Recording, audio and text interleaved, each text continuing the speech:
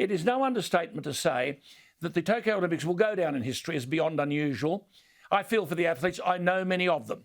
They'll be competing in front of no crowds, and if there are a handful of spectators, they're forbidden to cheer. Instead, they've got to clap with their face masks on. True. Athletes are not allowed to mix with other foreign athletes in the Olympic Village. And when they eat in the cafeteria, there are plastic barriers separating them from their teammates. It's like a prison. Very disheartening stuff. Many would call this being COVID safe. I call it government-induced paranoia over a virus where over 99% of the cases are, according to the World Health Organization, not Alan Jones, classified as mild. I broadcast for a week from Tokyo in 2019 for the Rugby World Cup.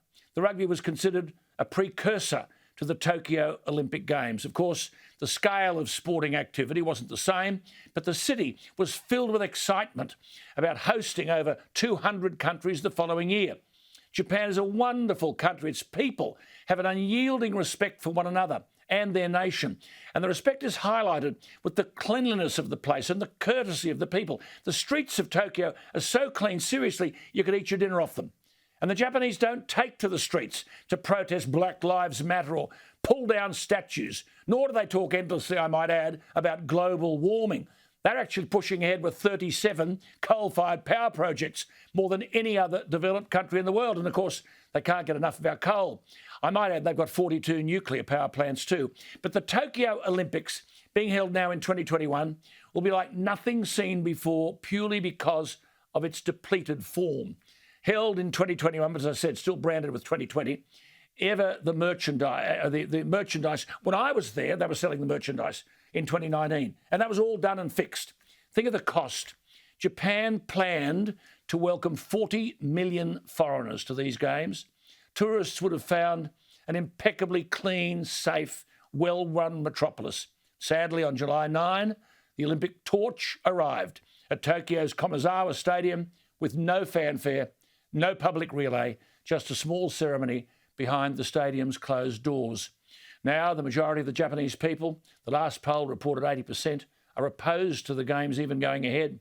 Even the Emperor, who almost never speaks about politically sensitive matters, has made his concerns known about pressing on with the Games. With Tokyo in a state of emergency and no domestic or foreign fans allowed, Japanese are wondering whether their efforts over the last 16 months should be put at risk by hosting such an event. Japan's had 15,000 deaths due to COVID, out of a population of over 126 million. 8 COVID deaths in Tokyo this month, out of a population of nearly 14 million. Every death is sad, no matter the cause, but we must inject some perspective into all of this. The IOC President, Thomas Bach, announced that 85% of Olympic Village residents have been vaccinated. 100% of IOC members present have been vaccinated. The former Japanese Prime Minister Shinzo Abe had hoped that these games would snap the country out of its gloom after decades of economic stagnation, demographic decline and natural disasters. When Tokyo was announced as the host system, Mr Abe said he was happier than he'd been when he became Prime Minister. It's a sign of how much the Games meant to Tokyo. But Tokyo now sits in stark contrast to the Tokyo of 1964.